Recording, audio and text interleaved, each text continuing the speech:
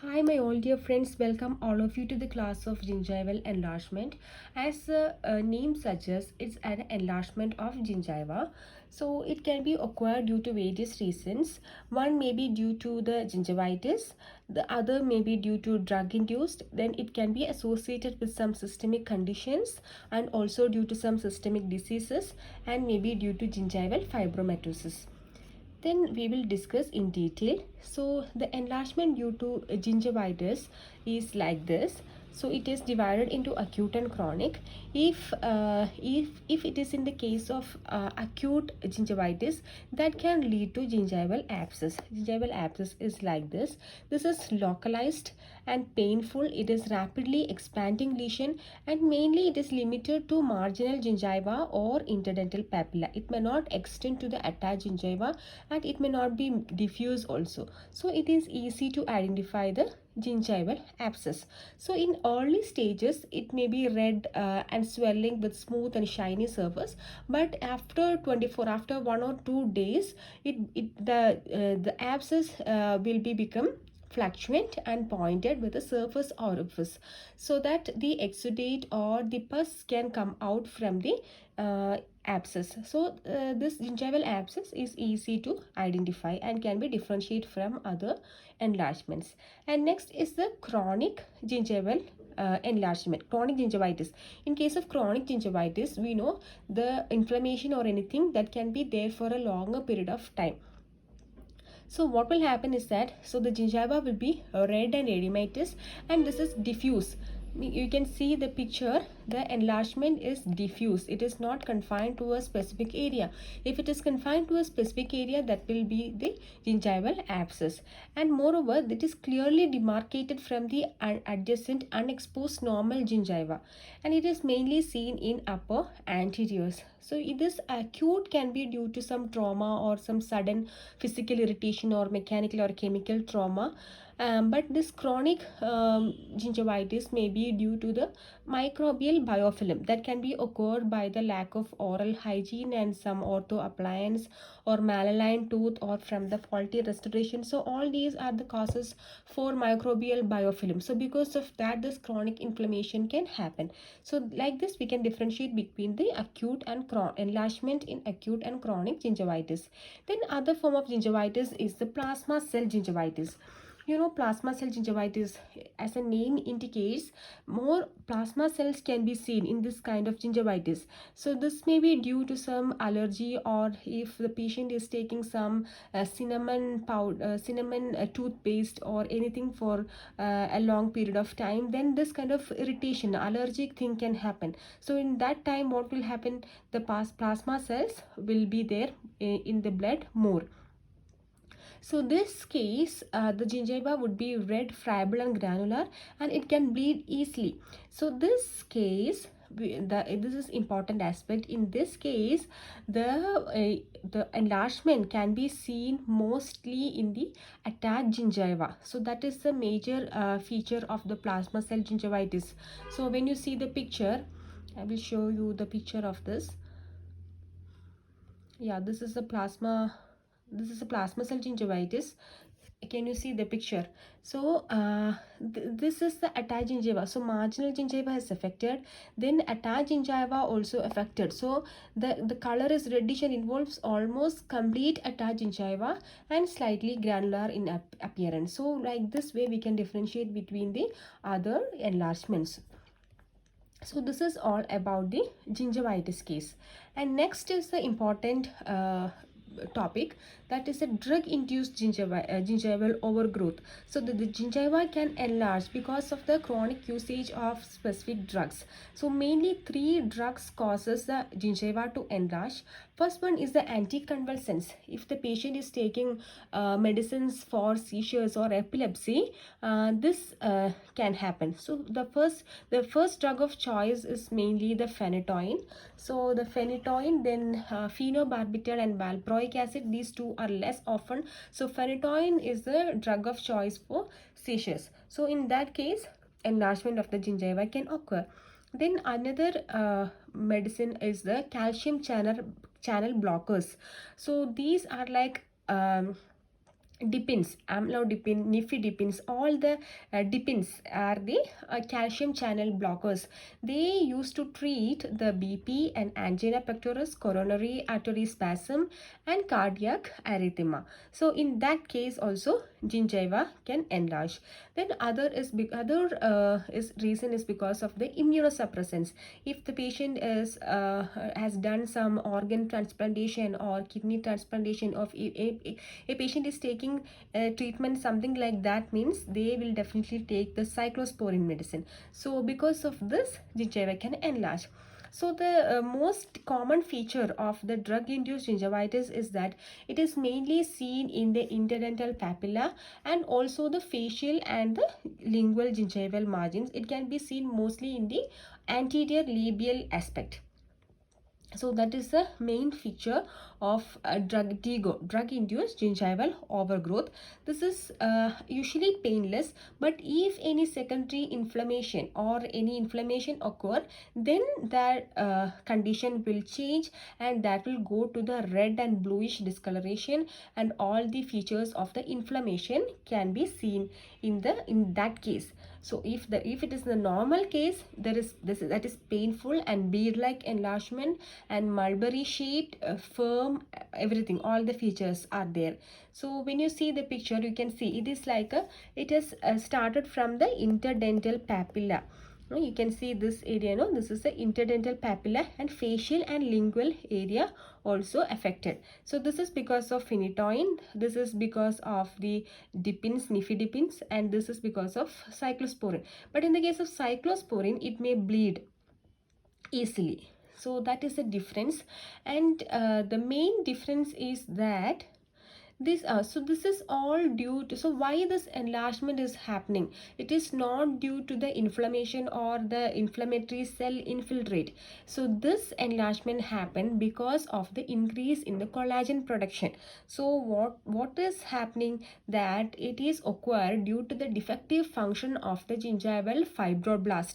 So that is the area where we need to differentiate between the other enlargements. So because this drug induced gingival enlargement or gingival overgrowth affects the fibroblast function. So what will happen is that the collagen production increase. So because of that, this get enlarged. So this is little more leathery and fibrous in nature than the other inflammatory conditions. So that like that way we can differentiate easily. So in this case, inflammatory cell infiltration is very minimal and fibrosis is more. So that is the difference. Then so if you want to discuss in specifically, means if the phenytoin means it's an enlargement. Phenytoin causes enlargement of the interdental papilla and increase the thickening of marginal tissues. And calcium channel blockers also interdental papilla affected, and it is like a nodular morphology, and this all affects the anterior region. But cyclosporin, it is highly vascularized, and it affects sometimes the entire dentition. So this is the features of drug induced gingival overgrowth. And next we will talk about the gingival overgrowth associated with systemic conditions. So in the pregnancy case, what will happen, then it is like a single mass or multiple tumor like mass at the gingival margin. So this is mainly due to the hormonal imbalance. So the gingiva would be like this mostly, and if you see the other picture, you'll understand better. So if you see this picture, you know the multiple overgrowths in between the tooth, interdental papilla, you can see the multiple overgrowth. It's sometimes like a tumor, it can appear like a tumor also. So this is bright red in color, smooth and shiny surface, and spontaneous bleeding can occur. It is attached by a sessile or a pedunculated base. So this tends to expand laterally. So the pressure from the tongue and cheek can make it more flattened look. So this is the pregnancy associated gingival overgrowth. Then next is the puberty associated. So this also the lesion are marginal and interdental. So it is like a prominent bulbous interdental papilla. It has definitely the strong association with the plaque, but after puberty we can see the spontaneous reduction, but not fully, but the plaque and calculus has to be removed, then only we can see the complete recovery. So in this case we can see the chronic inflammation with a prominent edema. Then next is the nutrition associated, mainly due to the associated with the vitamin C deficiency. So this is marginal and bluish red in color. This is soft and bleed easily. Then surface necrosis with pseudomembranous formation can occur. So this is the case of nutritional deficiency related overgrowth. And next is the gingival overgrowth associated with systemic diseases like leukemia. In leukemia, we know this is the, if the gingival overgrowth occur, then the bleeding definitely would be there. So intense bleeding is the major feature of the leukemia associated gingival overgrowth. So this is the picture. Then other diseases, Wegener granulomatosis. It's a rare disease.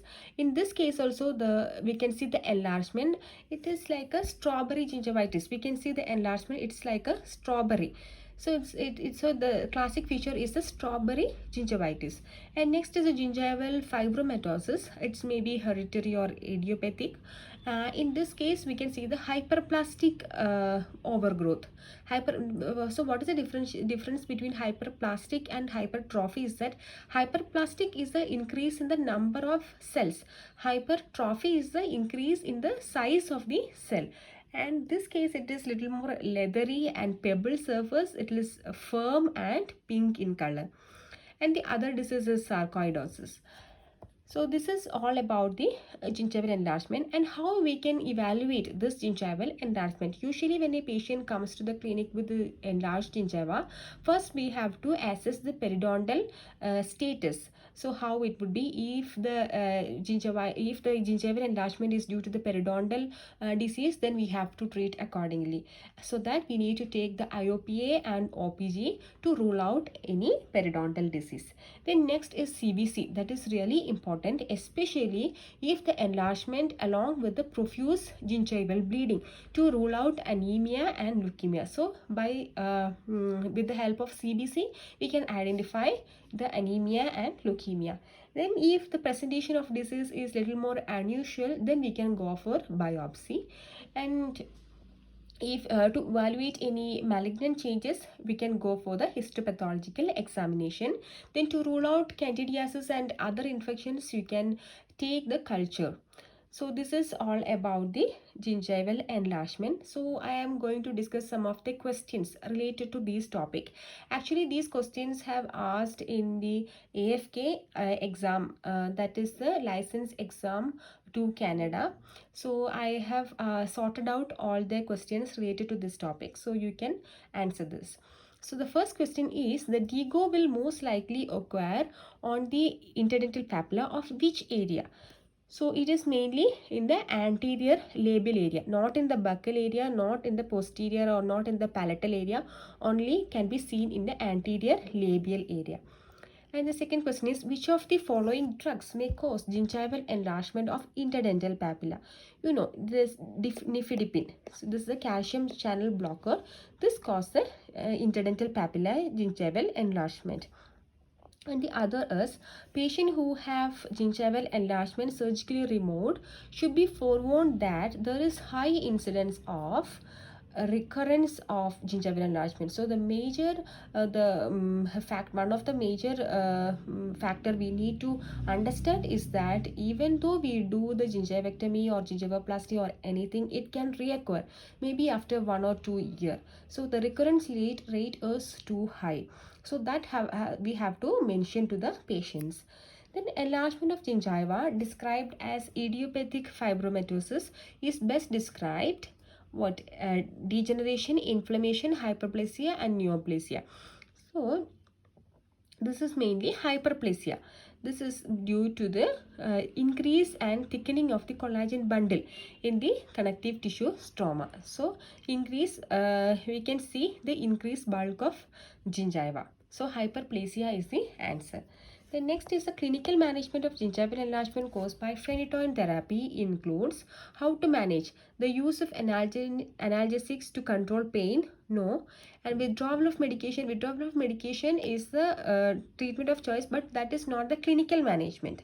So clinical management is the gingivectomy and maintenance of good oral hygiene, not the extraction of teeth and not the mouth guard usage. So the gingivectomy is the answer. The next is gingival enlargement associated with phenytoin is primarily characterized by increase of not the plasma cells, because plasma cells can be seen in the case of inflammatory enlargement, not the edema, not the keratinocytes. Collagen is the answer, because I discussed before that this fibroblasts get affected, especially in the drug induced gingival overgrowth. So collagen production can increase. And which of the following medications doesn't cause gingival hyperplasia?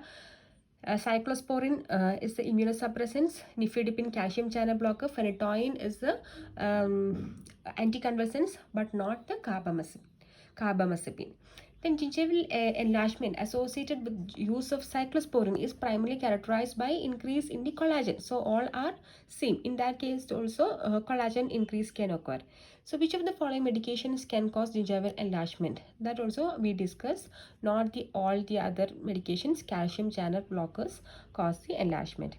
Then the other question is that a pale 8-year-old patient presents in generalized gingival enlargement with spontaneous bleeding most appropriate to establish diagnosis. So what to take?